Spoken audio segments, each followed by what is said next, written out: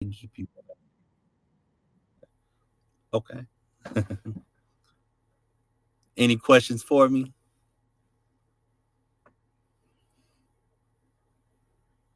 Can you still hear me? Yes, we can hear you. Does Okay. anyone have any questions Is for something going on Ponder? that we should be aware of, or is this just general safety? Are these just This, general safety tips? these are just general safety tips going into the spring break. You know, just general safety tips. Okay, thank you. You're welcome. Well, again, thank you for joining us and sharing with us, and we will certainly take heed to your suggestions. Um, is there anyone from the fire department? Elections office in South Fulton. So we would have to use that 5600 Campus of Fairville Road address as their mailing address. It can no longer be downtown. And so that was the law change from last year. I Okay. can skip all of this. I don't know who's talking. I can't tell. But is there anyone from fire? The All right.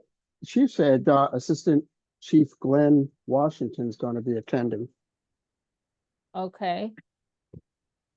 I don't see them, so when they join, we will certainly give them an opportunity to speak.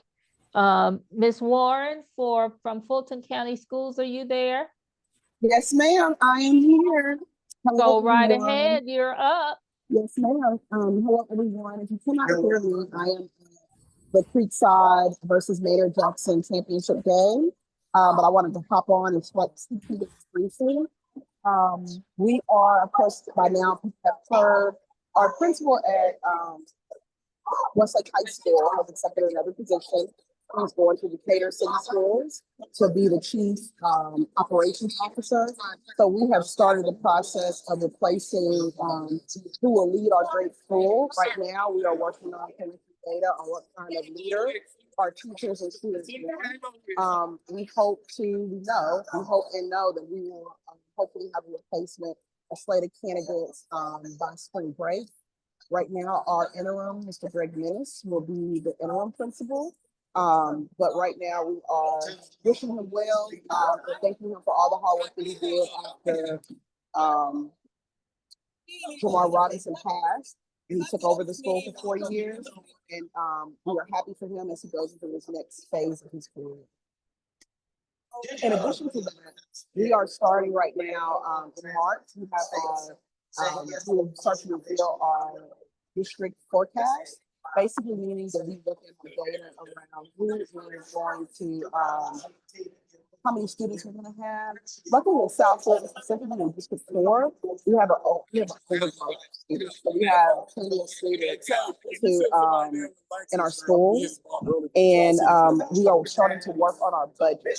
We are monitoring a lot of our bills and state capital that affect education. A lot of the executive orders that President Trump is implementing will have effects for us, but right now we are just working through legal to try to figure out how it's going to impact. So that's all that I have tonight. I have a community meeting on March 17th at Westlake High School.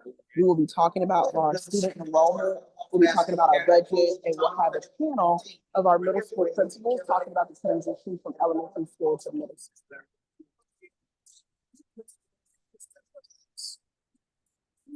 Thank you, Ms. Warren. Are there any questions for Ms. Warren from anybody? Yes, Ms. Warren, this is Harvey. I noticed that there's a bill going through the legislature. I haven't tracked it much, but it would be to ban cameras in school zones, which I don't know what the motivation is, but I'm hoping that most of the school systems will be lobbying the governor if it does indeed pass. Absolutely. I know this is a sticky issue for our residents because they do not like to get ticketed, but we have had, at least in the last 5 years, one student who unfortunately passed away in front of Sandtown Middle School but we've had numerous incidents of kids almost being hit, being grazed in the car, in the school zone. Where people are going too fast, paying attention on their phones. So we definitely don't want to continue to allow students to get hurt. So our lobbyist firm, we are working to figure out what the language will look like around that. I'm sorry, somebody's talking. Someone, if you're not talking, please close your mic. So we are examining that and what it looks like. We know that we didn't put any of the state or the municipality does. But what we would like is maybe to change some language so that that money is towards, you know, maybe student programming, school programming in the municipalities. But we are working with our lobbyists to figure out what the next steps.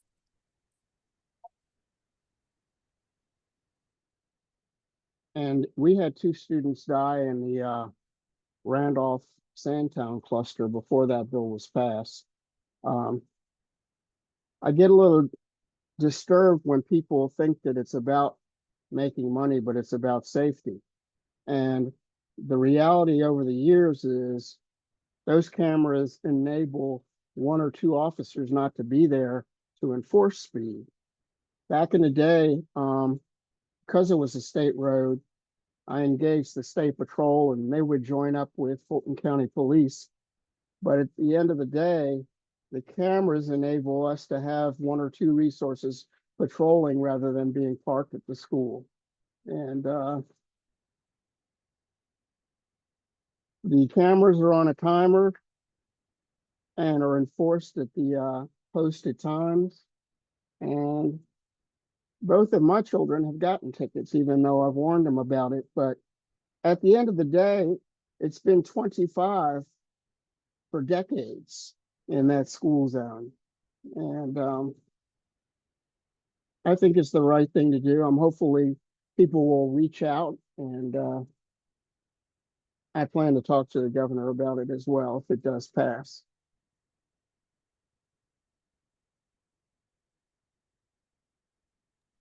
Absolutely. And I know that the noise is loud behind me. But I definitely agree. I think it gives us more resources, and people will be surprised how fast people go in those school zones and how fast people go around school buses in that school zone. It can really be dangerous, especially if you're thinking about Campbellton Road and somebody going around cars right there at Renaissance, but at A. Philip Randolph and around the Sandtown, and it just takes a second. So I appreciate you guys for being on here. My community meeting is March 17th at Westlake High School at 5:30. All are invited. We will go over some of this data. And you can always email me if you have a concern or issue. Are there any other questions for Ms. Warren? Thank you for that report, Ms. Warren. Next up, we will have Brad Hughes and Steve Rothman from Rockhaven Homes. Hey, Miss Davis and board up. My camera is still not working for some reason on my computer. I've had IT work on it for all week and I can't get it figured out, so I apologize. But I'd like to show a little show the updated site plan for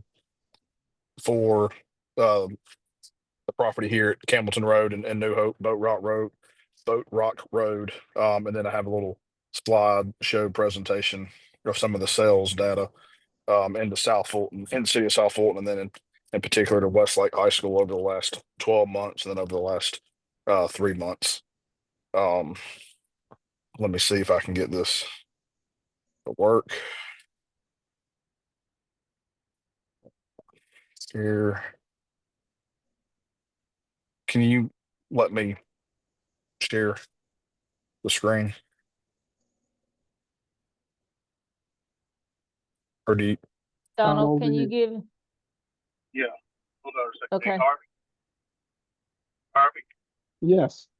I'm driving. I'm making you host. Okay, I'll need the document though.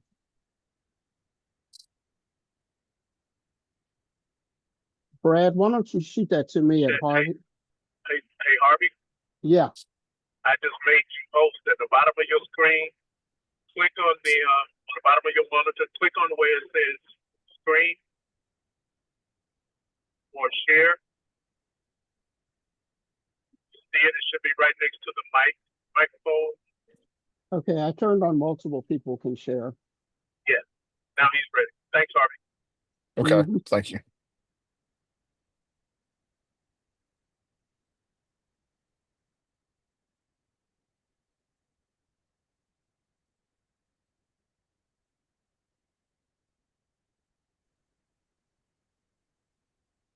All right, can y'all see that? No, not yet. Not yet. Mhm.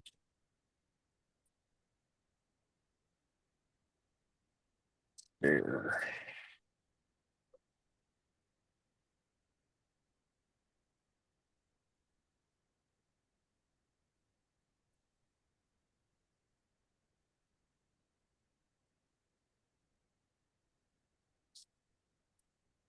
What about Okay, now? yep, you're good. Okay. So this is we've heard loud and clear that everybody does not want townhomes. So we've gone back and this is an all detached single family layout of 89 units. They all have a 2-car garage. 2 cars can park in the driveway, and then we have guest parking throughout the neighborhood.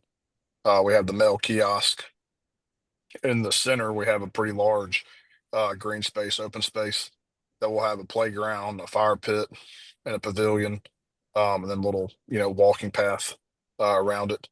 And we have a dog park and green space, open space on the other end um, of the development. And then this is kind of some pictures of proposed dog park with a pavilion. It'll have benches around there, the mail kiosk, and then these are examples of the fire pits and pavilions that we've done on some other projects. So this is the updated site plan. I think we've down now to 89 lots, all detached, and so that's the site plan, the updated site plan that we hope we can garner everybody's or the majority of everybody's support on this moving forward. And I'll before I move on to the PowerPoint of the the sales of South Fulton, if there are any questions, I'll be more than happy to answer those. I have a question. What is the Yes, ma'am. difference between the yellow houses and the blue and the purple ones? The yellow ones that line the back versus the blue ones in the center? Um, the ones along in the yellow are a master down um, house plan, and then the ones in the purple, the blue, there is no master down; it's a master up.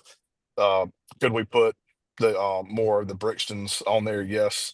Um, so they're within a couple of feet of each other, but it's just 2 different types of house plans. The yellow ones are a little bit bigger in square footage than the Charleston's, the one in the purple. But they're both 3 bedrooms, 2.5 bath. But again, the Brixton's the one in yellow that back up to Montclair Estates or the master down floor plans. What's the price ranges of the Master on Main and then the purples?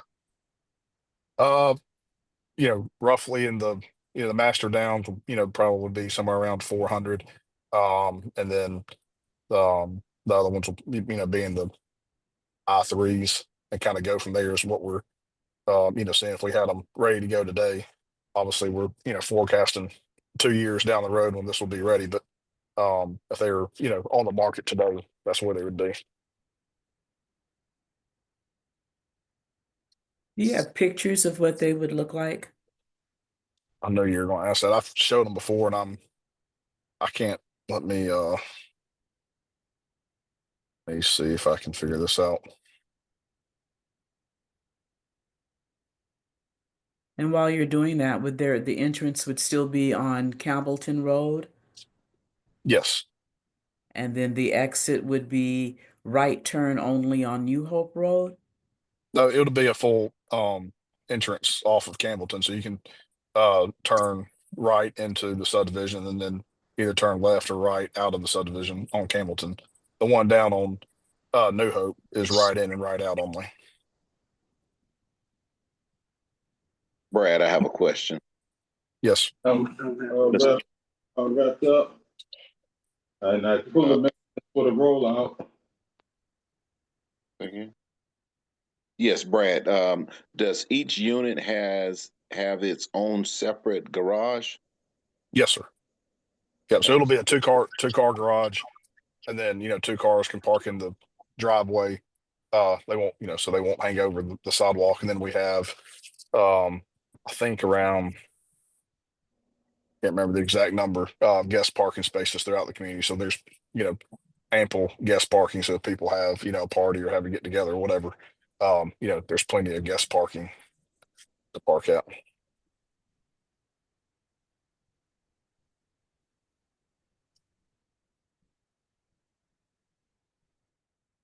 I apologize, but I cannot access my server right now.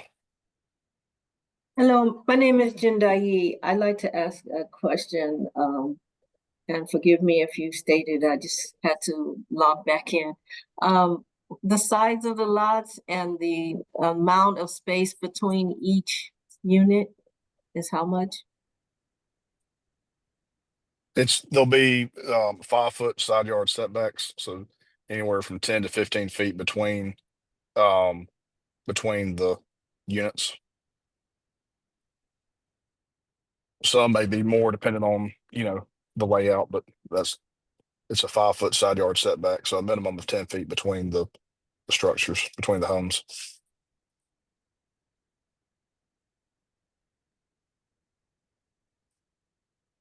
Thank you for that.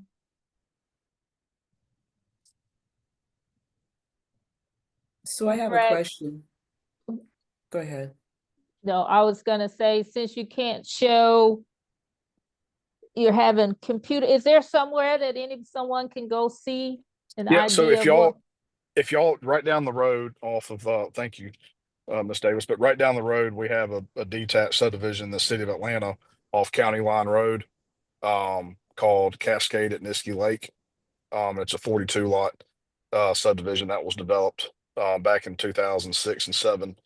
And then, through the recession, it never did get built on them. We bought the lots about 5 years ago and just started building on them. But you can go to Cascade at Niskey Lake. It's probably less than 5 minutes, from this site. Back towards Atlanta, and you turn left onto County Line Road and go down about a mile or so, and it's right on the left.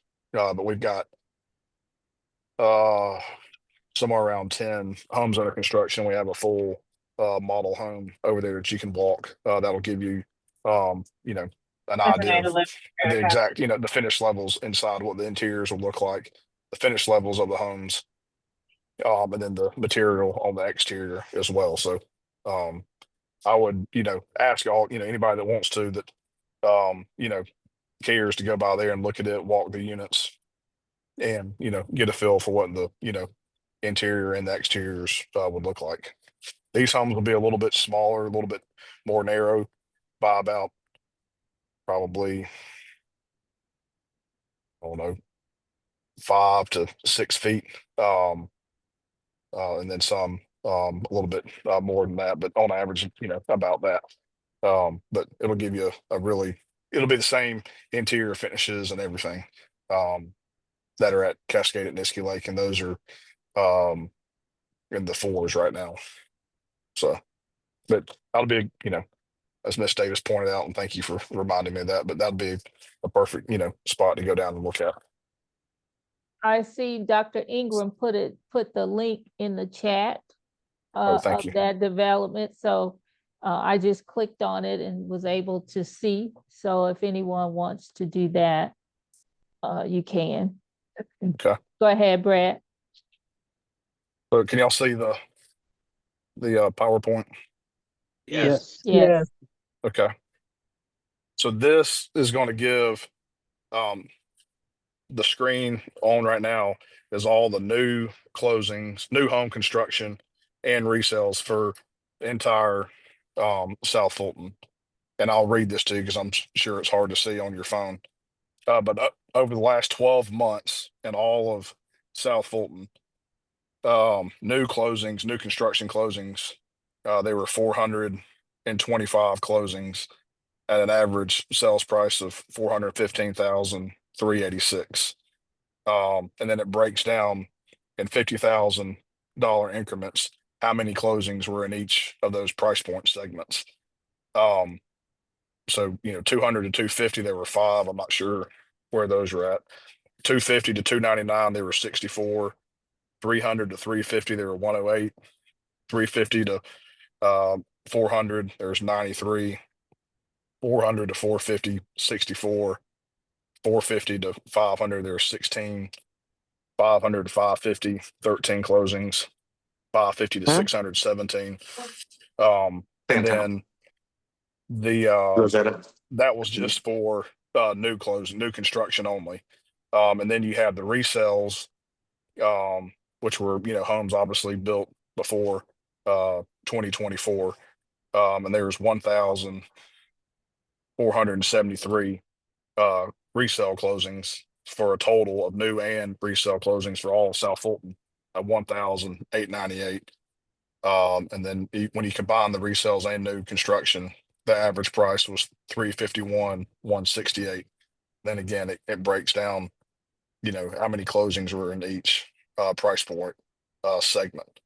And what this shows, and this is what we use to study the market to see how many homes, and it also tells you the month of supply for new homes. And the ones that don't know this, when you're looking at, coming up with, how many homes to try to sell on a monthly basis and price point, the industry standard has been forever, 6 months, 6 to 7 months of month of supply, which means, the number of houses that are on the market for sale. And then if you're trying to sell, 3 a month, what is that absorption rate to carry you through the project? And you can see down here, it tells you the month of supply. And again, on the price point segment. So like for between 350 and 400, there's 3 months of supply. 400 to 450, 3.4 months of supply. 450 and 5 at 7.5 months. So we look at that and then, to try to figure out where that sweet spot is. So instead of trying to or go after 20 or 30 home buyers in a price point, we want to go after the larger scale. So we're trying to get go after 500 600 people to come by here. And that's where that's kind of how we've figured out where the price point needs to be. And then this next slide I believe is Westlake High School. So it's the same format as before, but this is strictly the Westlake High School school district, and it's the same. Gives you $50,000 segments, starting at 200,000 and on up to 800,000 plus. And you can kind of see the sweet spot is that 350 to $450,000 price range is where the majority of all the transactions are at. And then again, it tells you the month of supply and then the resale inventory. And again, this is data. Then this is all from the records, court records. So even if it's not listed in FMLS, this is from Market Insight, and they get all the information every 30 days from the courts, each of the county's courtroom or court records, and pull all the deeds to track all the transaction closings in each county and each city, and then they break it down per elementary school, middle school, high school. You can, pull this data a lot of different ways. So again, you can see the month of supply, total months of supply for, 300 to 350 is three months, 350 to 400 is 4 months, 4 to 450, 3 months, then it jumps up to 10 months, 450 to 500. Then it goes back down a little bit. This next slide shows in the Westlake High School District what whether there's a surplus of homes on the market or a deficit. And if it's a deficit, it's in there's a negative behind it. The blue indicates new home construction. The red indicates resale homes. And again, you can see overall across all the price point segments, there's a deficit of 72 homes for resale. So if there were 72 homes on the market today, they would be absorbed and bought within the next, 6 months. And again, the main deficit again is in that, 300 to 450,000 price point. There's a, deficit of 17, 12, and 19. And again, this is, data that we use to try to figure out, price point, square footage, and all that, to, bring each of the, our developments to market from a price standpoint. And again, 2 years from now, it may change. Hopefully they're, way more than this. It'd be great. But, we got to look at it, what it is today on the market. And this is what it's telling us. And then in the last 3 months, this is for Westlake High School. There were 16 closings. I think 13 closings for all of Westlake High School, and then 9 pending sales, which are contracts that are pending, getting ready to close, but hadn't closed yet. So this was just in the last 3 months. That's what this data shows. And you can see on the chart, it shows the red again is new pendings, and the blue line and the blue dots are new closings. On the bottom, it shows you the square footage. On the left-hand side, it shows you the price point. So you can kind of see again, the majority of all those dots are in that, 300 to 450 price point range. This slide shows currently with the interest rates the way they are, what your monthly payment would be from 350 to 400 to 450 to $500,000. And I apologize if y'all know all this, but people that haven't looked at interest rates in a while, or not one of the fortunate ones to have a sub 4, sub 3, maybe even a sub 2 interest rate. These are the current rates if you were to go get a mortgage today. And I think the stat is around 60% of all current mortgages today are under 4%. And I think somewhere around 22 to 25% of all current mortgages are under 3%. So, which, goes kind of without saying, people that have a very low interest rate don't want to sell their home and get a new home because it's not for what they have, isn't an even swap for what they'd be getting. So for a $500,000 home, and we did a 5% down payment, you'd be getting a loan of $475,000 at 6.25% interest rate. And once you add in your taxes and insurance and principal and interest and HOA fees, your monthly payment would be $3,917 on a $500,000 house. And then a lot of builders, not only a lot of the national and regional builders, the D.R. Hortons, the Pulte's, the Ashton Woods, Lennars, Century, they're slashing prices because it's a very soft and slow market right now. And they, have to appease the shareholders, the stock market, and their board of directors.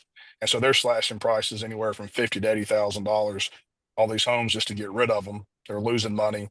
And on top of that, they're paying an extra, $25,000 to buy down an interest rate to be in the sometimes high threes or in the fours. And this example is showing if you were to buy the interest rate down to 4.99%, your monthly payment would be, $3,539 on a $500,000 loan. And then it goes obviously down from there. A $450,000 loan, you'd be at $3,548 a month. And then if you were to buy that rate down to 4.99%, which is the home builder would pay, would pay $20,000 and buy that rate down, the payment would be $3,208. A $400,000 house, the payment would be $3,170. And then at the 4.99% interest rate, you'd be at $2,868. Then a $350,000 house, you'd be at $2,793. And then if you bought the loan down to 4.99%, you'd be at $2,529.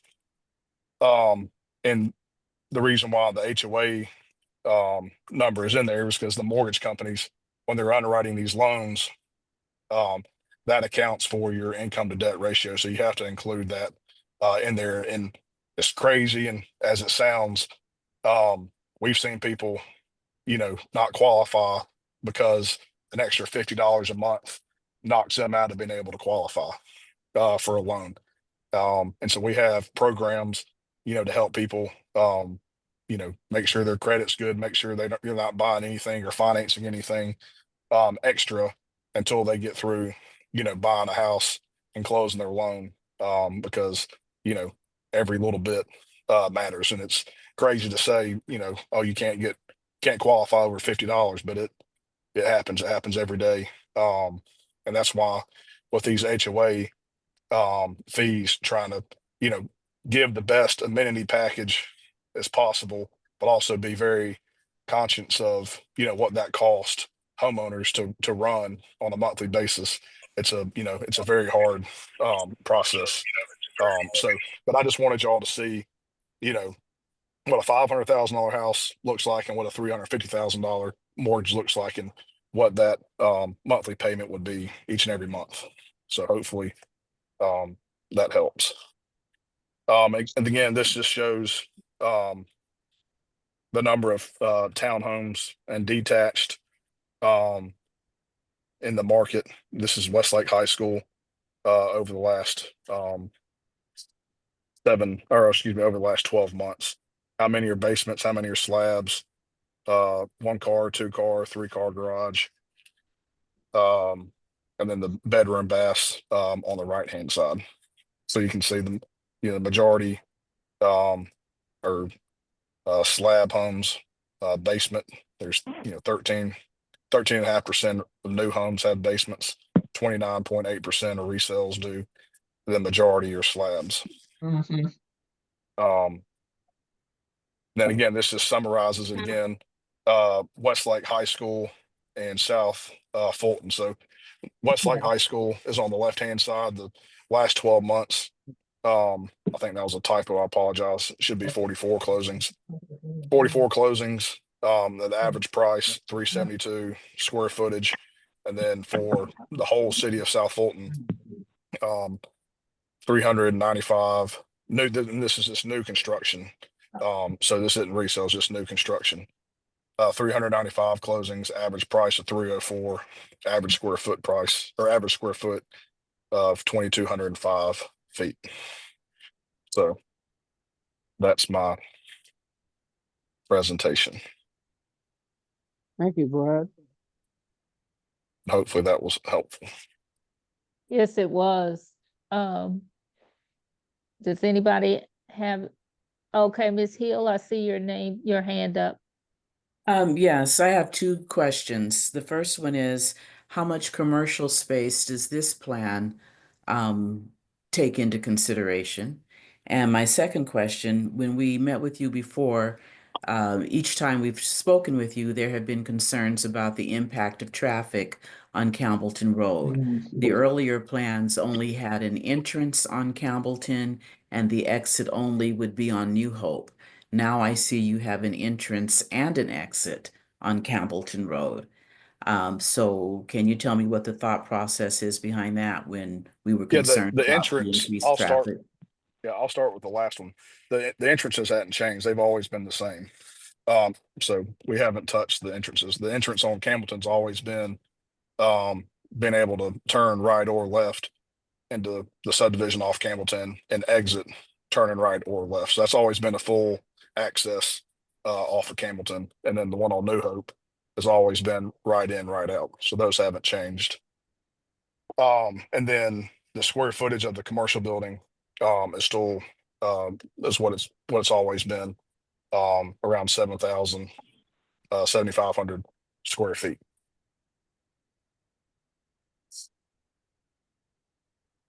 And so I guess it might, would it be up to the Department of Transportation to put a stoplight? Because again, living next door, it's already hard to get in and out of the subdivision Yeah, onto Campbellton Road. yes, we've tried several times to meet with the city transportation director, and have not been able to meet with him yet, but we've reached out multiple times. Um, but yes, GDOT, Georgia Transportation, will have the final say so. I don't see that having a red light there with it being that close to the roundabout. I've never seen that historically on other projects. But if they decide to, do something like that, then, we would, as the developer in the city of South Fulton, would have to, do whatever they say. GDOT's had a long-standing practice where they don't allow a new light within 600 feet of an existing.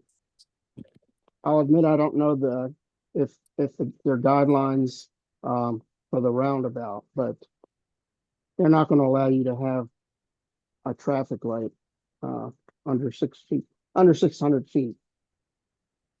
There are no That's traffic correct. lights in that area except for Enon Road, which is not even a traffic light. It's a caution light. So between Enon Road, where the caution light is, the next traffic light is at Campbellton and Camp Creek. Yep.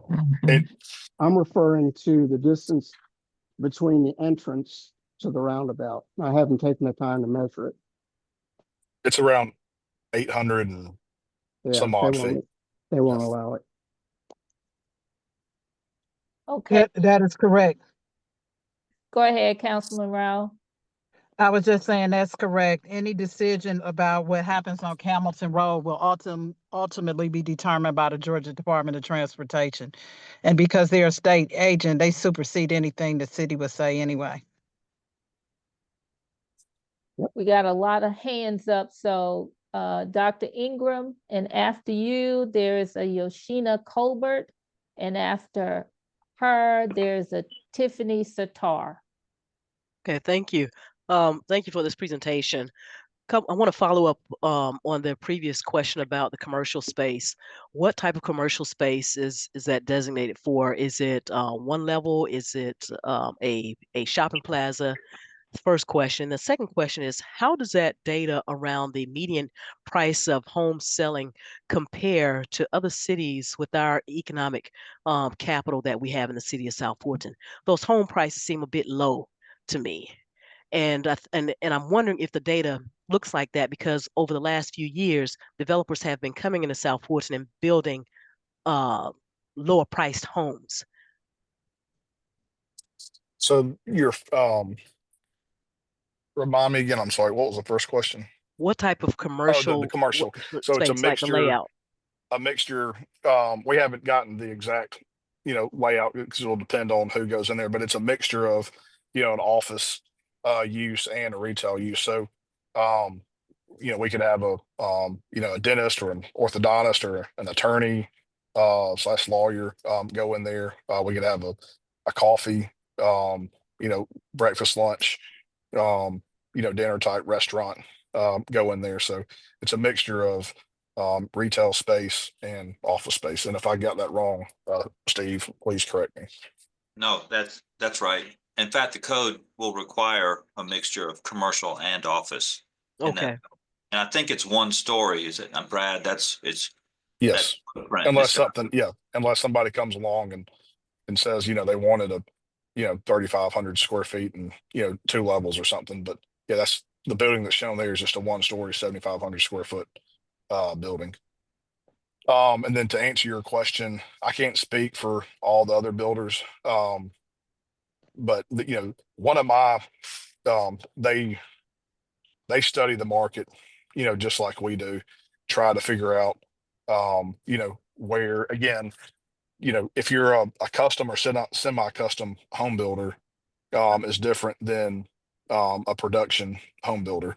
One of my favorite developments that was developed years ago by Brian Jordan. A lot of y'all may know him. He played for the Falcons and the Braves, and he had a couple of business partners, but they developed Leisure Inn subdivision down in South Fulton.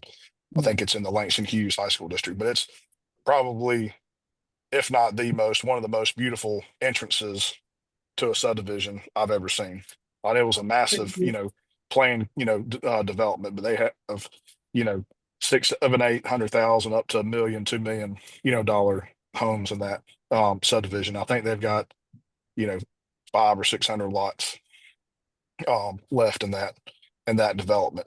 But people that want to build more of a custom, semi-custom home, I think are drawn to that development, and they can build, 4 size brick. They can do whatever pretty much what they want to do in line with whatever the architectural controls are for that. But that was designed for a more higher end, much more expensive, in that $1 million, price range. And then it depends on the number of units. It's just, what can we sell them for? How quick can we sell them? We try to, average 3 a month. Just because if you don't do that, it's the interest rate, the interest burn, and everything else catches up to you. But we try to average, a minimum of 3 homes a month in our developments. And again, you just study the market, and if there's, where can you be at to have the most people, looking for that price point segment, and that's, how we try to hit it. I don't know if that's probably not a great answer for you, Dr. Ingram, but I tried. Yes, thank you for trying. This is Councilwoman Rowell. I wanted to mention something that I think Mr. Hughes mentioned that I think makes a lot of sense. If you have an existing home in our area and you're trying to sell it, you couldn't go in the market and kind of be made whole because you bought at a different price point, the interest rates are at a different place.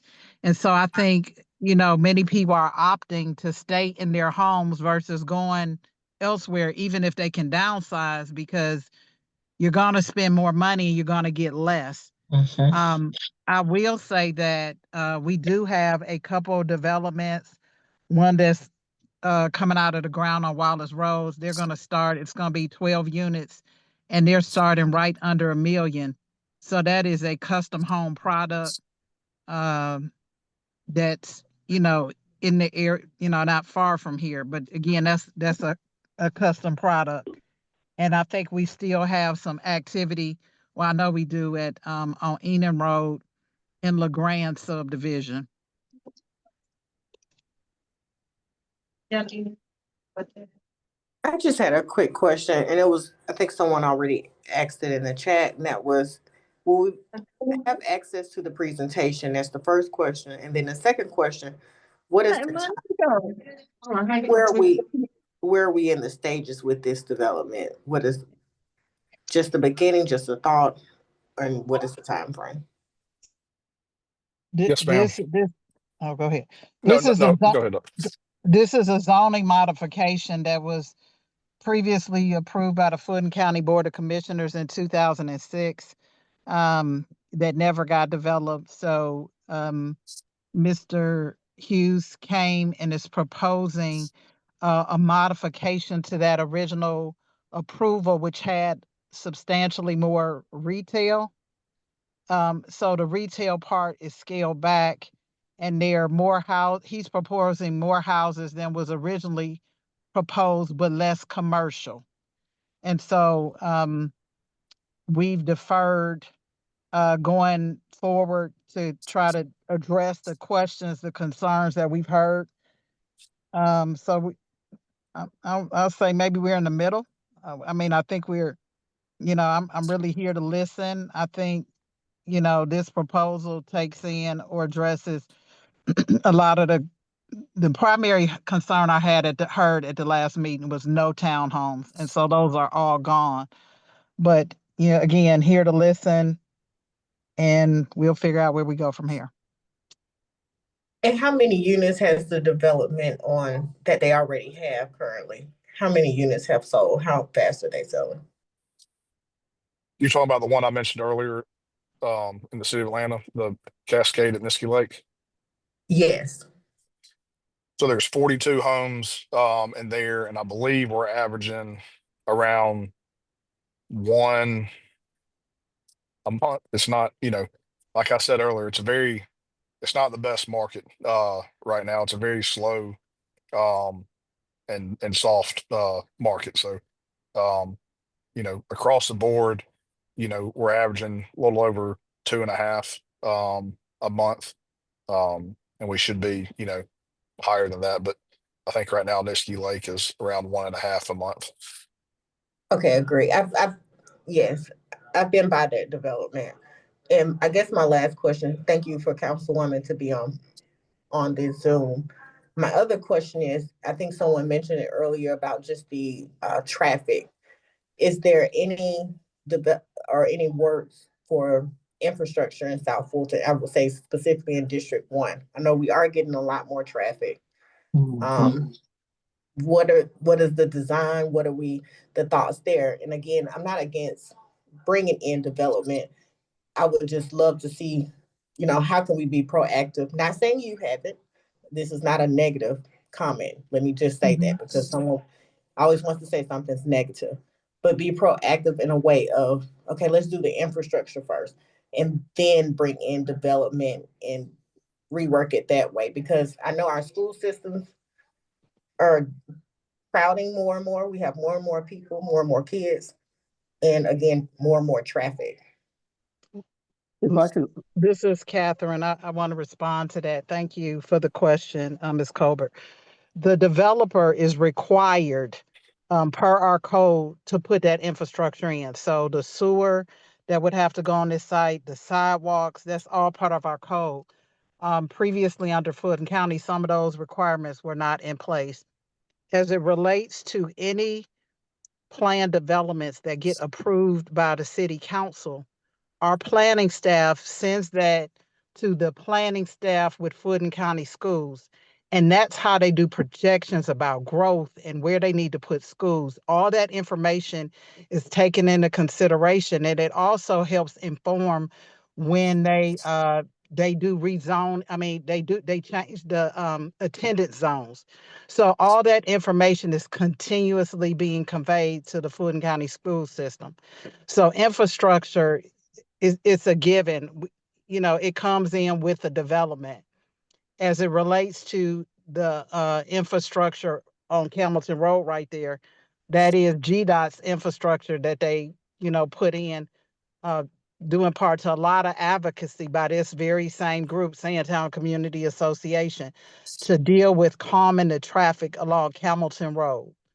So, I need some medicine. You know, right? And I will also say, if we also have a South Fulton transportation plan that really lets you see all the proposed. Can somebody mute their phone? Councilman Rao, Mr. Bledsoe, that's your phone. Can you mute? There you go. He just muted. Okay, and we have in the city of South Fulton a South Fulton transportation plan where we've planned for the next 20 years. So please don't think that we have not planned for the growth. And we bring projects online every year in addition to with the developers. That's why if you ride around the city, we got construction literally going on all over the place. Last year alone, we did $150 million. And just to give you perspective, the city of Atlanta did 58 million. We did 150.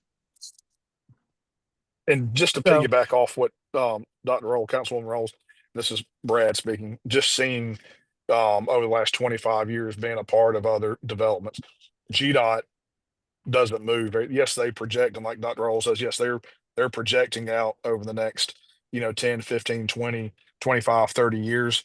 But GDOT for, they move extremely slow for them to, acquire right away, get a plan in place, get it all, bid out and start construction. It's not uncommon, for start to finish when they, see a need to widen the road for it actually to be the construction be finished 20 years. And that's not an exaggeration. It's crazy how long it takes to get that process, approved and in the works and then built. And, it always seems like once they're finished, it's ready for them to, do another widening project, but they move as far out as they plan. It seems like they move, slow. It just takes a lot of time to get all that stuff done. And on top of that, when you have direct regional impact projects like this, or the development at Campbellton Road, it's unfortunate GDOT doesn't come out and help until you have those kinds of projects. And then they come out and they help and they engage in how to move the traffic. And Yep. so that's why it's so important that we continue to build a community, and the traffic calming comes along with it. Luckily for us, we do have Blueprint Sandtown that we've been working off of probably for the last 20 something years. And it's still current, and we're working off of that. So hopefully as we continue to grow, the traffic will get calmed as well.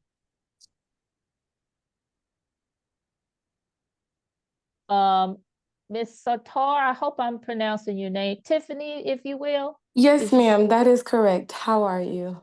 Good. A question for Brad. What is the completion rate in regard to Rockhaven Homes when you guys are building communities of the items submitted on your plans? The reason why I ask is because I live in a Rockhaven community right off Campbellton, and items were submitted and they were kind of nixed. Without explanation, no concerns were addressed to the homeowner. So I ask this because a lot of these things are being sold in, right, to the community and to home buyers. And then, they kind of get to the table and it's kind of like, gotcha. Sorry, we're not doing that anymore. So I just wanted to understand, what's the completion rate of items submitted, including amenities, promises in regards to amenities, like you said, dog park, fire pit, all of these things, just, across the board with Rockhaven in terms of making good on these with your developments. Yeah, 100%. So I'm not sure what what you're saying isn't correct, but I'd love to know so I can get that addressed. But yeah, if we say we're gonna do something, build something, we do it. We're not a gotcha home builder. So if we have an agreement with the neighborhood, we build it and we install it. If I could piggyback off of Tiffany, I will say, Brad, you were copied on some communication that we sent out on behalf of the neighborhood. So I would just ask that you just take a look at the email that was sent out to you last month. If you can resend it to me, because if I didn't, I don't know if I didn't get it or if it went to my spam email. But if you send it tonight, I'll look at it tonight and I'll respond back to y'all tomorrow. But I don't remember seeing that, so I apologize. Before Ms. Hill, there's several questions in the chat. Brad. Yes, ma'am. They're asking for a copy, send a copy of the site plan along with your slide deck. That was Ms. Ingram. Okay. Then there's from Glenn, what will be the average size of the homes? Will they have sprinklers? And I will add to that, will there be upgrades offered, packages offered on the homes as well? We normally don't offer packages. We used to. And the reason being is a lot of times we did upgrades and then the people that asked for the changes didn't end up closing on the houses, and then we were stuck with something that they liked and other people didn't like. And then now, if you want to do it, you got to pay for the full out of pocket. So if it's a additional 15 or $20,000 in changes, you got to write a check for that up front before any work is done, and that kind of deters a lot of people. So I would say no, but there's there's He asked always the question. exceptions. Okay, they asked a question about sprinklers. I'm Um, the assuming, code the code doesn't require sprinklers, and we don't install them on our single family detached homes. The state law doesn't require it, nor does the international fire safety code. okay. Ms. Hill, Steve, can you add the site plan that I emailed to you earlier today in the chat box in the presentation? Or I'm trying to do it on my. I'm having a little bit of trouble. Ms. Hill, Yes, so basically the sidewalks that we asked for and finally got, much of that would come out on Campbellton Road. Much of those sidewalks would have to go away to accommodate the entrance and exit for Rockhaven Homes. Isn't that No, correct? that's not correct. No, ma'am, that's not correct. You could have an entrance and exit and not touch the sidewalk right in front of it? Well, I mean, you'll have the entrance. It'll be cut, and the road will go through there, but the sidewalk will be on each side of the entrance coming off Campbellton. Yes, the Well, I sidewalk will meant stay a in place. portion of the sidewalk, a large portion of the Not, sidewalk would not have to come out. large. No, ma'am. No, ma'am. So how And many if feet? I they walk it did, all the time. How many feet are you talking about? even Well, I if mean, they it'll be did, a. they'd have to restore it. They'd have to restore it to the current conditions. So GDOT is not going to let you take out your sidewalk investment and not restore it if it's a need, because they will dictate how you get into this property ultimately. They would, yeah. I don't want to belabor this, but how would that work if there's a sidewalk there now and no homes and you You cut the haven't? sidewalk, you cut the road in, just like any other driveway or road up and down the road. You go to just go look at any other entrance to a subdivision.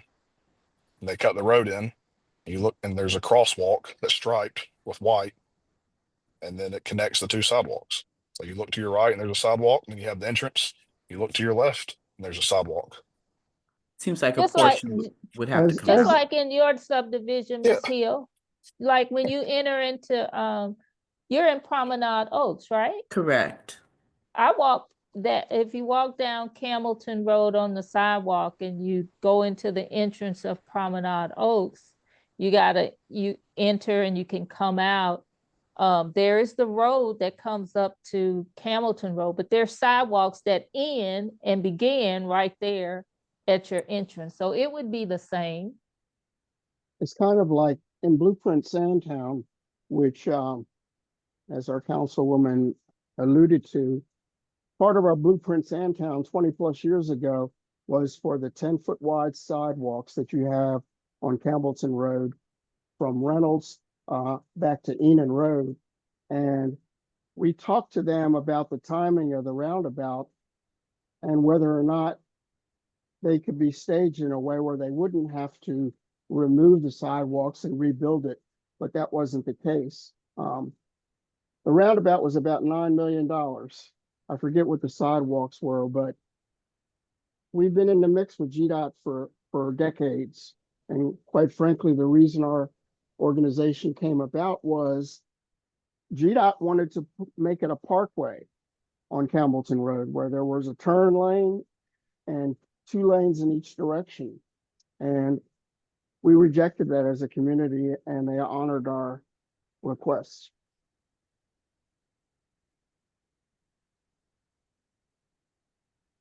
And that's why we continue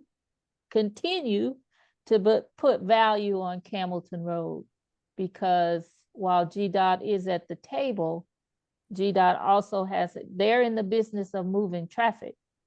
And that expansion was not welcomed by the community. And so that's why we are continuing to try to continue to improve and put value on Camilton Road for that reason. I don't see any other hands, so I'm assuming there are no more questions. Debbie, there's a comment in the chat. There's a comment in the chat from Dr. Ingram. Yes, so we live in a digital age now where reviews are a huge part of people picking vendors and for products, and their Rockhaven has 2.2, which is unheard of for picking a quality product. So how has Rockhaven, have you all made any changes to your material selection and your construction process based on these negative reviews and experiences that your previous clients have had? I'm not sure what you're referring to. Where are these reviews? Where are these reviews? Yeah. I'd be interested to see them. On Yelp. I'll put it in the chat. All you have to do is Google it, Mr. Davis. Yep, Rockhaven builders reviews. And you're not Better Business Bureau accredited? That's what it says online. And then go just look at the houses on County Line Road. So if you look at the Better Business Bureau, if you Google Rockhaven, Georgia, and you see what people who have tried to purchase their homes or who have purchased their homes say. I'm not there's asking you to 2 take out my of, word for it. 1,500, but I'd love to, if you can share those to me, I'd love to see those. You can look for them yourself.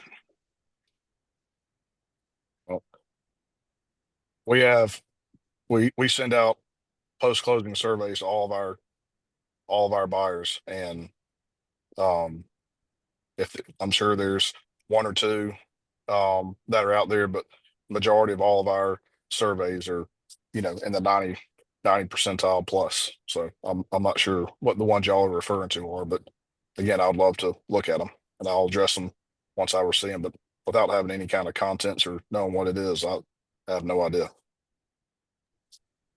Okay, I've entered into the chat area there. Yeah. From my experience, the survey as a homeowner, recent purchaser of a Rockhaven home, my experience with the survey, it just seemed like when I got my call, it was more dealing with the process of me like moving in and things of that nature.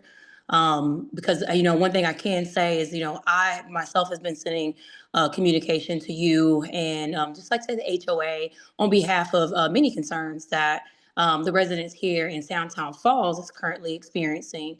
As Tiffany had mentioned earlier, things such as things that are being advertised on the website, like low HOA costs, and then of course like the amenities. And then, once we get in, we're learning after the fact that you are not really upholding those things that we're being sold. What's not in Prior from to an amenity standpoint? Well, we were sold on a dog park. We were sold on, again, low HOA costs. I even in the communication that I initially sent out to you, stated that at that time, it was around February 5th. The website still stated that HOA costs were around 600. We got notification back in December that starting January 1st, our HOA fees tripled in rate. So, I can't, as a buyer, I would love to be able to advertise and speak highly of my experience with Rockhaven Homes. But when we're told these things, such as we're going to have a dog park, we're going to have 2 playgrounds, we're going to have low HOA costs, but then after the fact, we're finding out during HOA meetings that that's not necessarily the case. I have to share that experience. Well, the HOA management company is not Rockhaven Homes. So I get the that, HOA but you all management have company signed is that Fieldstone. HOA company, and then from my understanding, we can't even vote to do away with that until we're over 90% capacity. Miss K, and Miss Satar, I understand wholeheartedly. But you all need to get with Rockhaven Homes about your community and make sure that they address your concerns. We have sorry to speak out of turn, we have, but we haven't gotten any responses. And I am born and raised in Atlanta from this community. I went to high school, middle school, and elementary school. And my concern is that companies like these come in and they take advantage. They make these promises and they don't deliver. And as a primarily brown community, that is a historical thing. And I'm so over it. And I just That's want to not the make case sure. here. So I think I said it Whoa, whoa, earlier. whoa, I whoa. said it Hold on, hold earlier. on. I said it earlier. Can I If you can send me what it is you're referring to, because I have no clue what y'all are can, talking about. can I It's not been I brought to my want to share attention. one thing So out of respect because we want to kind of keep it on it. I know that the planning director responded to that email that said, and they would be required, if we approved it, they have to build it and they have to include those amenities. And I think he talked about that they have to be at 50% sold out of the community. They have to put all those amenities in before they sell out 50% of the community. That's correct. pretty standard. Yeah, it is standard. So I think that email came from Mr. McClendon and they responded to that email. But I'd be, whatever we need to do on the city part, if it's something else, but they did go out and inspect per your request, and I saw the response. So again, I understand Mr. Tar and Ms. K. We're not belittling or saying your concerns are not important. They are. And I'm happy that you joined the call and brought this to Mr. Hughes's attention. And it sounds like the city of South Fulton has also gotten involved based on, they approved the zoning. And so hopefully from now moving forward, you all can come together and get your concerns addressed. Okay? Yeah, and please send me the email of what y'all been communicating with Philstone, because I'll definitely be the first to admit um, they're not the best at timely responses, and we have to get involved way too much with them, and that's just, I mean, any HOA company in the past. But I'd love for y'all to email me, and I'll get involved, and I'll have something over to you, some type of answer over to you tomorrow. Can you put your email in the chat so they can Yes, make ma'am. sure? Yeah, thank you. So we will have Miss Juanita first, and then Miss Steed is after her. Good afternoon. Thank you so much. Councilman Catherine, I really appreciate the diligence that you place in our community. You really do an excellent job. My question is the concern on the retail part of this product. I know that we have been combating the retail on the corner already at Sitco. And I want to know what type of retail are we thinking of, or possibility of retail on this corner on this project? Can you expound on that? Thank you for the question. Um, I guess when and I'll be specific, Sitgo was approved long before I was around. I Right. don't think there were any conditions put on the retail. I think we have the opportunity to do that.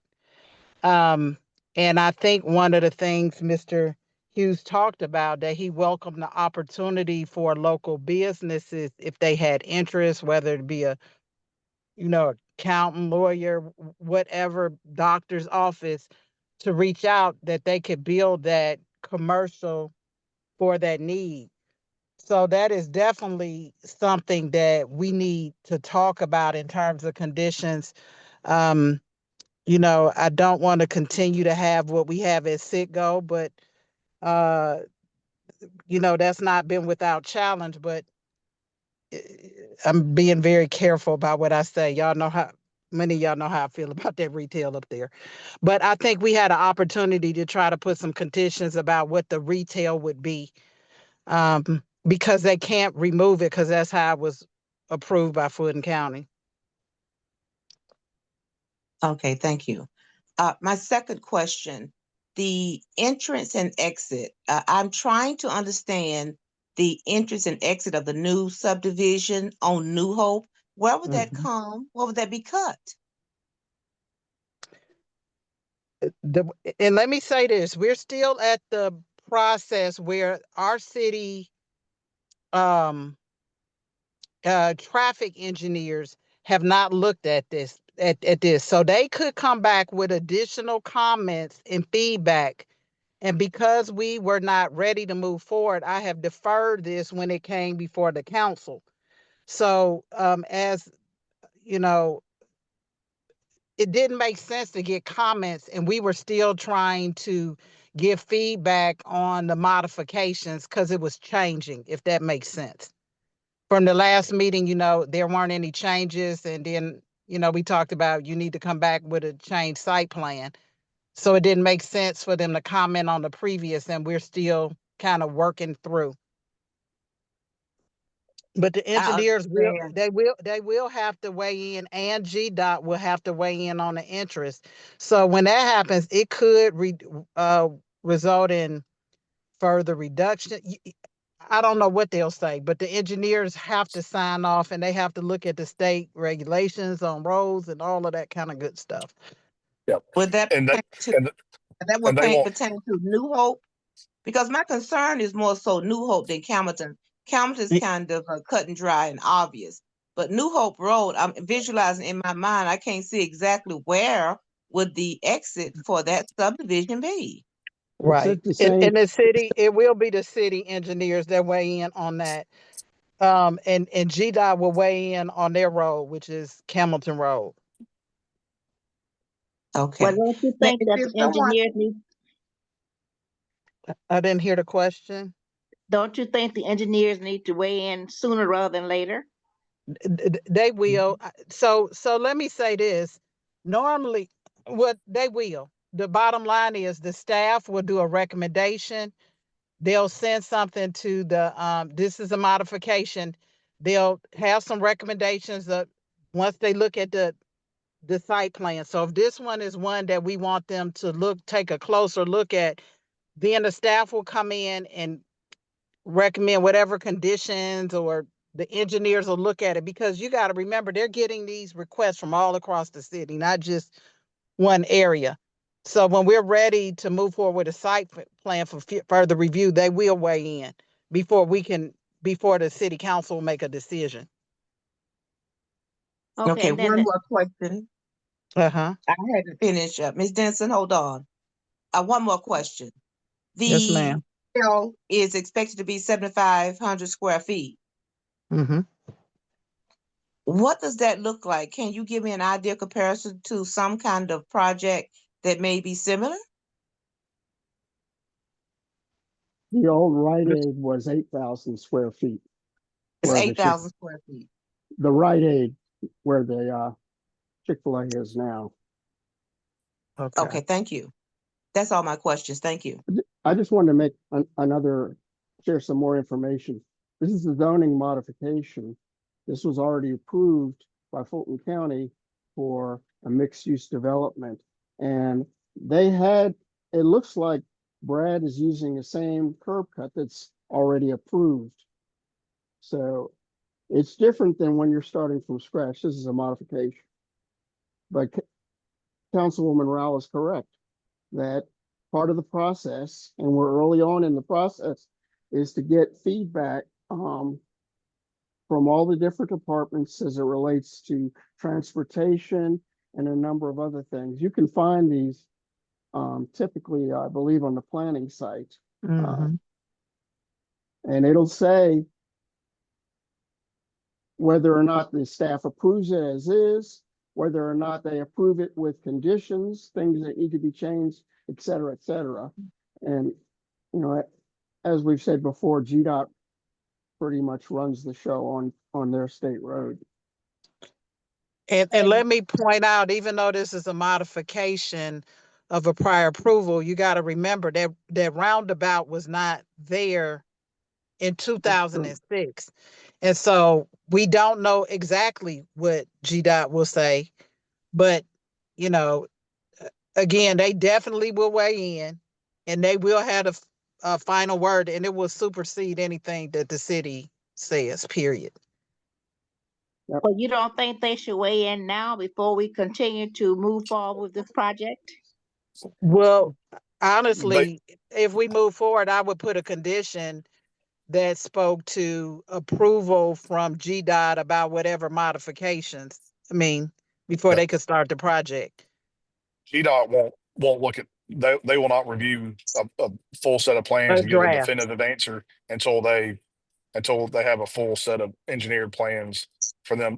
I know it sounds crazy and whatever, but they can Well, give some answers. It's not even really an answer. It's but GDOT, has for them to make a decision, they got to have a full set of plans and it, be something that's in the works moving forward from the city to be developed before they review it and give any kind of, yeah. concrete answer. Miss Denson, I'll give you the perfect example. We worked back and forth on that project at Camp Creek and Camilton Road. And one of the conditions I put that they had to go and get approval from GDOT about what modifications needed to be made along Camilton Road between Wallace and Camp Creek. And the developer hired Kimberly Horn. They worked with GDOT for over a year, just being honest. And so that was, you know, we would do something similar to make sure that it's in line. But anyway, he won't be able to proceed without getting GDOT signed off, bottom line. Yeah, that's part of the process. It's Yes, it just that is. it's a long process, and we're at one point in the process with what we're doing now. And then once we get through this part of it, then it goes to the next and continue until it's fine to the final approval. Miss Steed and then Miss McNair. All right, we up. Okay. I'm sorry. I just had one question, but one thing I want to say, that Citgo up there, I'm fortunately, I am old enough to remember when it was just a country gas station at the corner, maybe had 4 pumps. Somewhere along the way, it got expanded and rebuilt. But I'll just say on that, the changes, everything starts out really nice and quiet. And, it's kind of up to the community to make sure, whatever they decide to put there, that it keeps, that it stays there. And you have to just stay on it. But my main question I just wanted to ask was, I know the young ladies asked about Sandtown Falls. Where exactly is that? Where is that located? That's at the end of it's Reynolds and at Reynolds and Camp Creek. In fact, that's the one that GDOT is going to require a roundabout and revisions to the road. No, it sounded like they were talking about they live there already. This is something. Oh, you talking about? I'm sorry. Sandtown Falls. That's the It's townhome community. I'm sorry. Where At Stonewall Tell Camilton. dead ends into Oh, Camilton. okay. Yeah, That just got redeveloped. We just Okay. put in the red light right there, or the full. The Okay. full traffic light. And that's a prime example. That's a prime example of what we're talking about with GDOT and the city on transportation.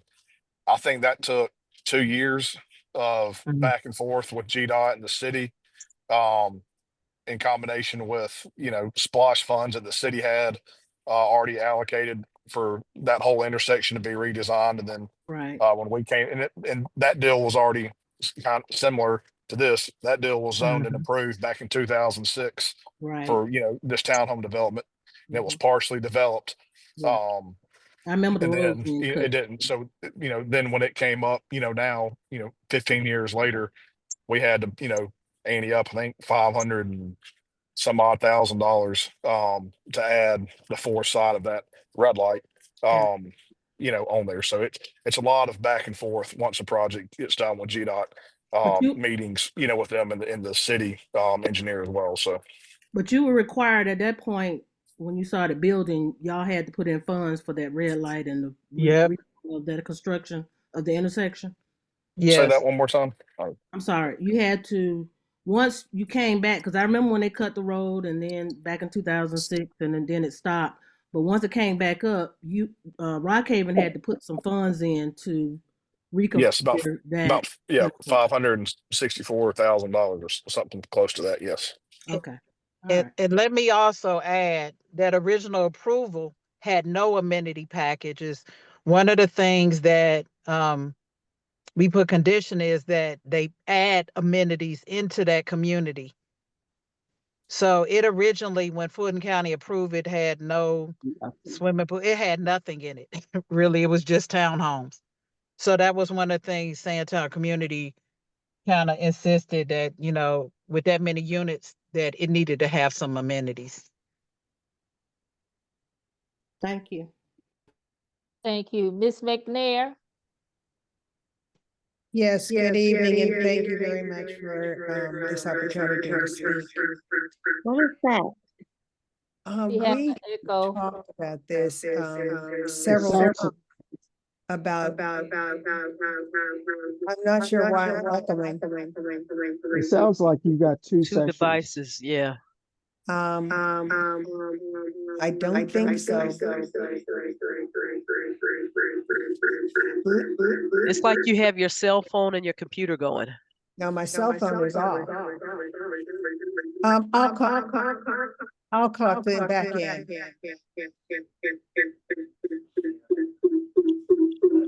Okay.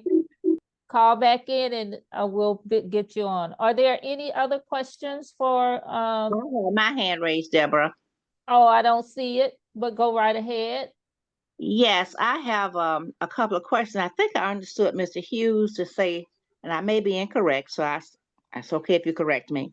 But I thought he said that as long as the project does not have 50%, I don't know if that's mean completed occupancy or what, that the amenities were not required, but when it got to be more than 50%, that you have to have amenities. Is that correct, or did I misunderstand?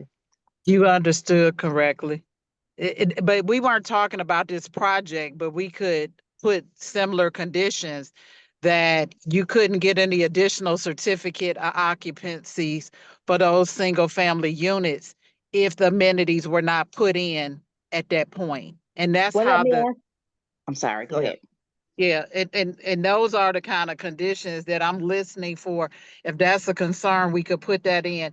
He'd be required to do it at that other community. So I did put my information in the chat, and we're gonna make sure that those amenities are in place. So Well, let me ask you this: what happens if the occupancy of I don't know when you say 50%? I don't know what you mean. People living there, homes constructed, but what if it's less than 50%, and a company goes belly up and was thinking that they were going to have some amenities? What happens then? I mean, it could happen, that's what happened in 2008 when nobody knew that the market was going left. I do think though, at that time, developers were building a lot of things without, approvals. They don't do that as much now. And based on just the analysis about the lack of supply in the area at that price point, we would hope that wouldn't happen, but anything could happen. I mean, the market is the market.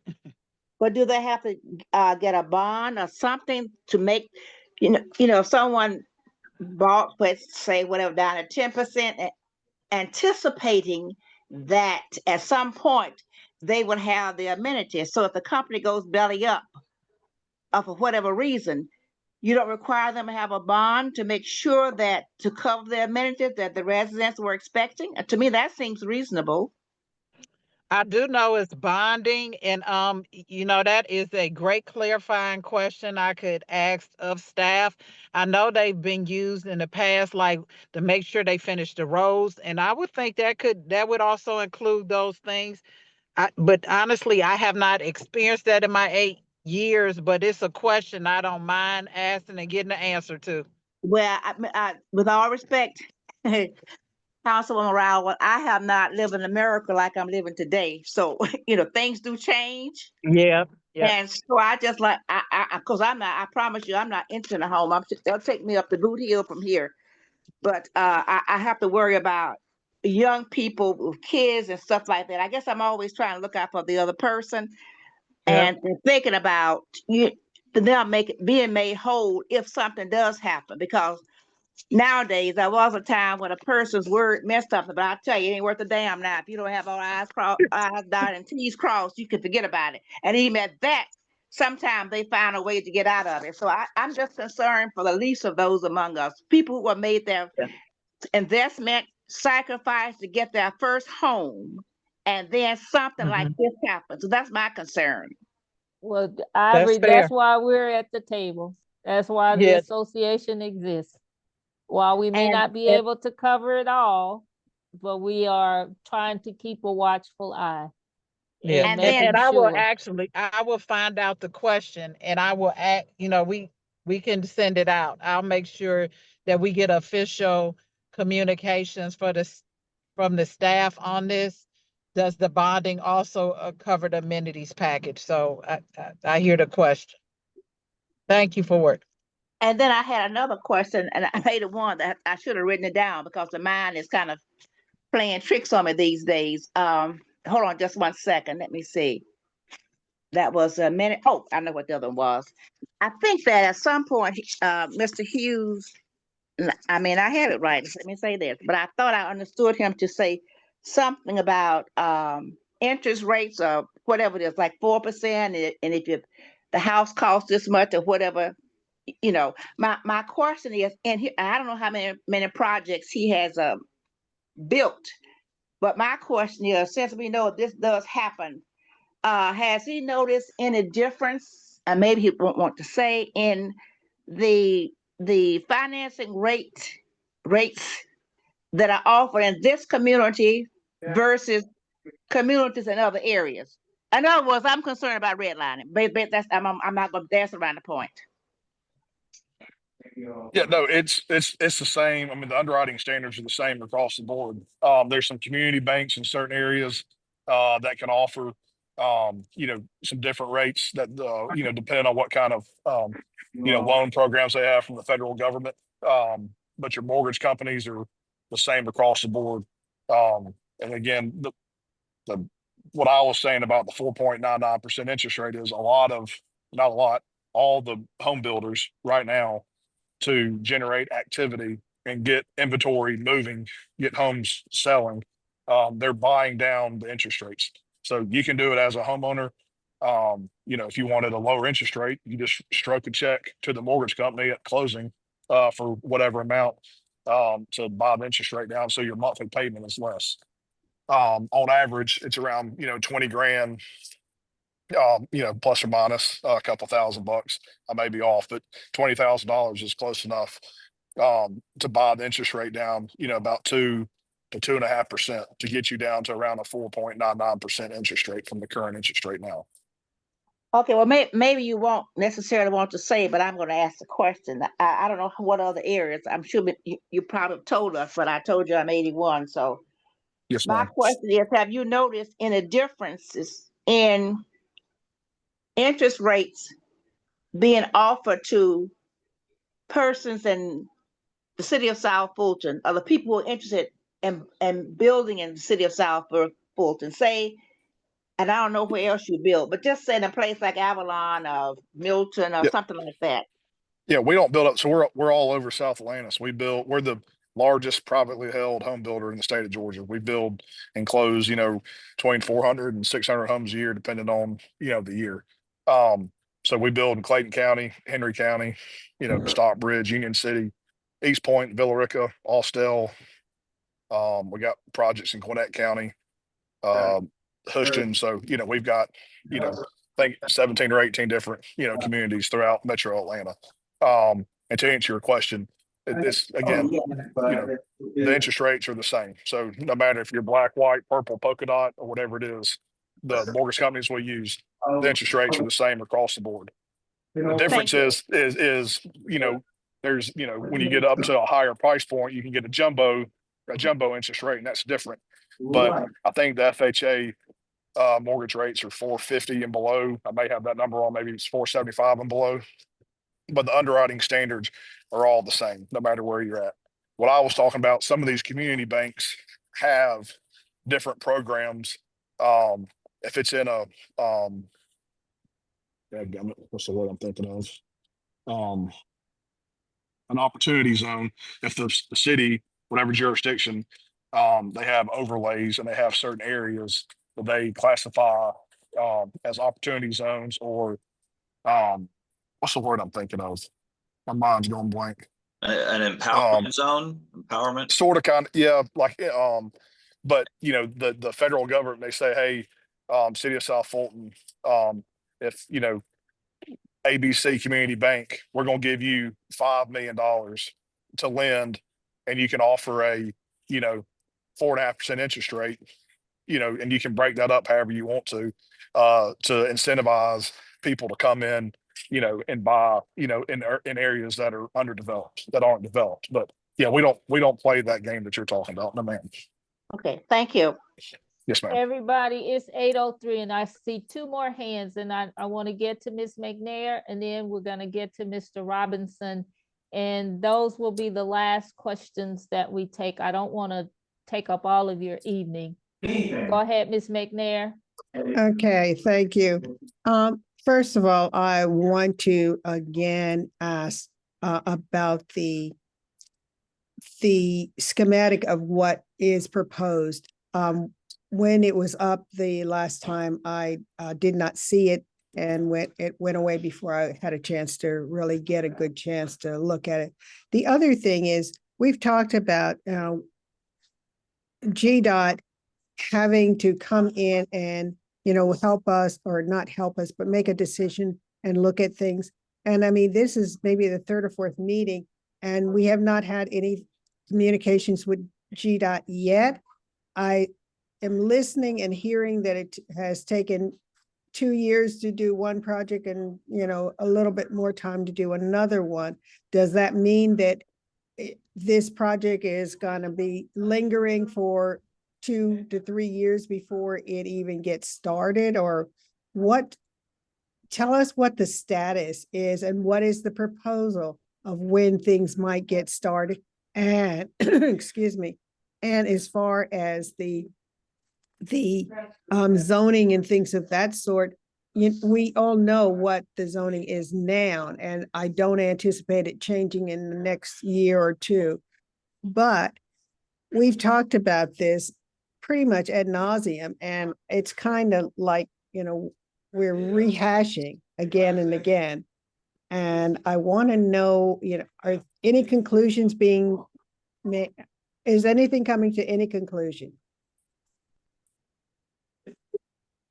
What is the status right now? Right now, we're trying to get, you know, majority approval and support from the Sandtown community so we can move forward. And I'm not speaking for anybody on here, so definitely not Dr. Raoul, but so Dr. Raoul can feel comfortable with us, you know, allowing us to move forward to the mayor and council to have a vote on this. And assuming that moves forward, then it's about a 8 month to year plus process in South Fulton to get your what's called an LDP, your land development permit. So we submit a full set of engineered plans to the city. They review it and they approve our development permit. Then we go out and develop the site, which means clear the trees, grade it, put in all the infrastructure, the sewer, the water, the storm, the curb, the gutter, the paving, the entrances, the entrance monument, landscaping. Then we, you know, that's about a year process. And then we get a final plat, and then we start, you know, submitting for building permits and start building the homes. And, you know, it'll be probably a 3 or 4 year, you know, process. So from, you know, today until the project's built out, you're probably looking at, you know, 5 years unless the, you know, something crazy in the market happens. And, you know, it's a, you know, but that's about the timeline moving forward at each day. So are you still looking for input from the community to help make this decision? Yes? Yes, ma'am. Yes, ma'am. Okay. I think that it would be to everybody's advantage. I'm sorry, there's stuff in back of me. I think it would still be to everyone's advantage that the different communities who hold homeowners meetings, that we have somebody represent your company to talk to each of those communities. And that hasn't happened as far as I know of. It's about the fifth or sixth meeting we've had. I'm sorry? I said, this is about the fifth or sixth meeting that No, we've I said, participated. I asked about the individual homeowner associations that are around in this area. And, you know, we have a fairly active homeowners association in our development. I don't know about other developments, but we have not heard anybody from your group represented at our homeowners meetings. Not yet. So are you asking the homeowner associations, the HOAs that are around that will be impacted? Are you asking to come in and talk to them? Or can we ask you to come and talk to us? Or do we just have to keep going to this meeting that is a conglomeration of everyone?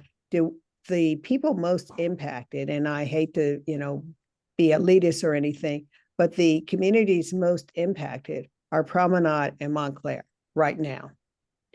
Have you talked to the Montclair homeowners, or have you talked to the Regency, Promenade homeowners? Yes, no. No, ma'am, we have not spoken or set up any meetings with Are them. you going Homeowners. to?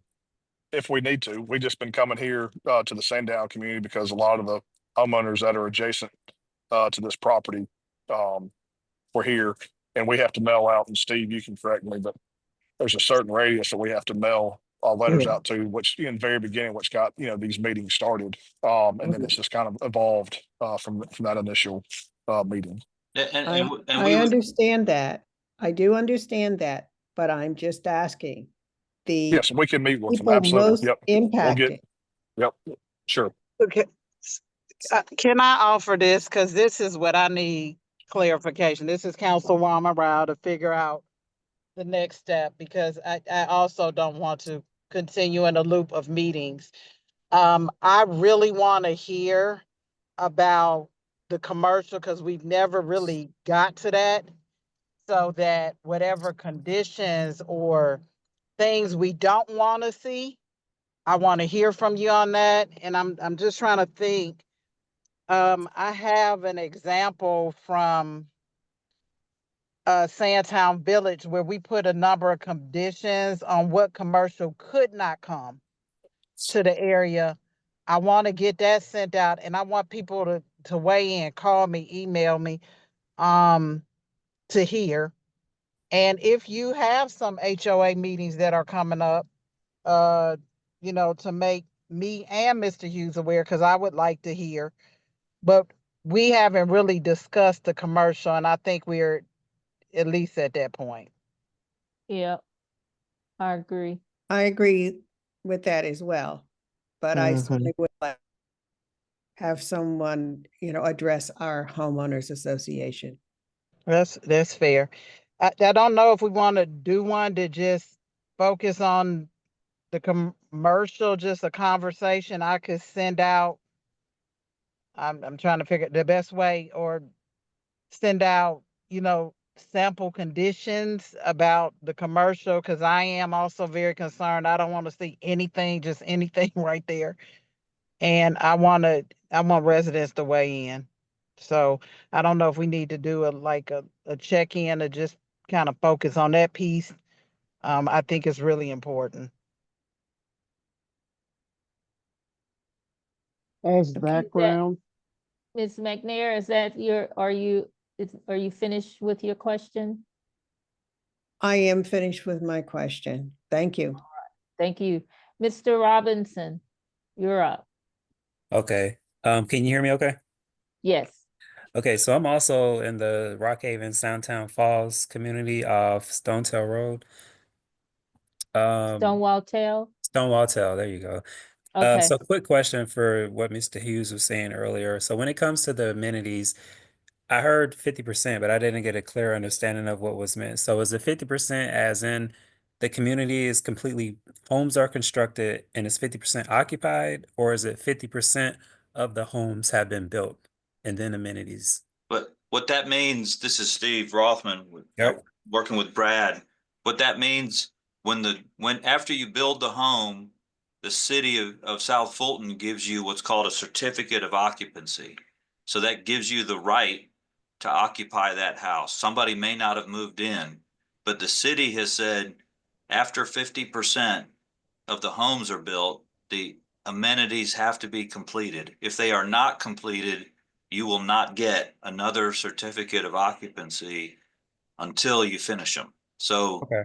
that's how the city it controls what it controls. It doesn't have to go monitor to see if somebody's in there. It just won't Right. give you that 51st, CO is what we call it, until the amenities have their CO.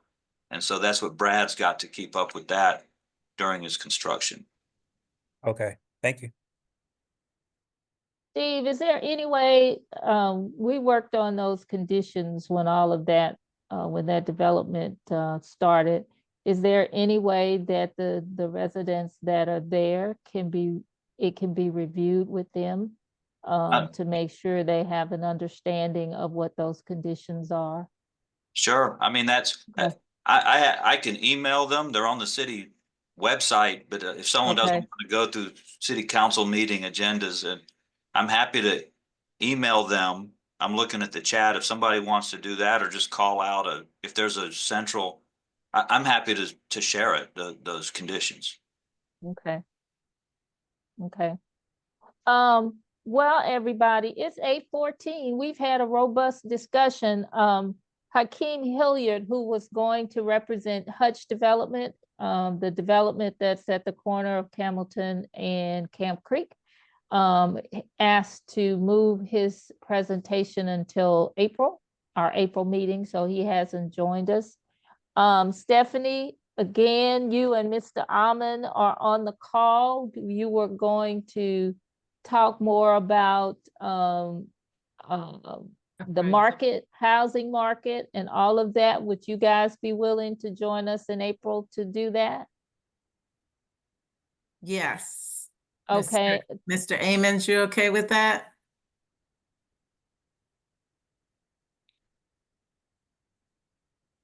Mr. Amons? Maybe. He may have stepped away. So with that, we will bring them back and get you on the agenda first this next time around. And thank you, Brad and Stephen, for presenting to us with the changes to the layout of that development. You did take into consideration some of the issues that the community had, specifically the townhomes, and we're happy with that. And so now the project will move on to the next stage. And if there is any need to come back to the association, of course, we will definitely put you on the agenda. If not, you will move forward in the process. Tiffany, you just raised your hand. Yes, ma'am. I had a quick question. I was wondering if both Steve and Brad could drop their information in the chat, just so our community could just kind of reach out to Rockhaven via email. Sure. I think they put it in there. Yeah, I Steve, put it can in you there put your earlier. Can you not? information? Yeah, it's in there, but Steve's information, I don't think is in there. Okay, oh, there it goes. I just dropped it. Steve just dropped the information, and Yes, also, thank you. Okay, great.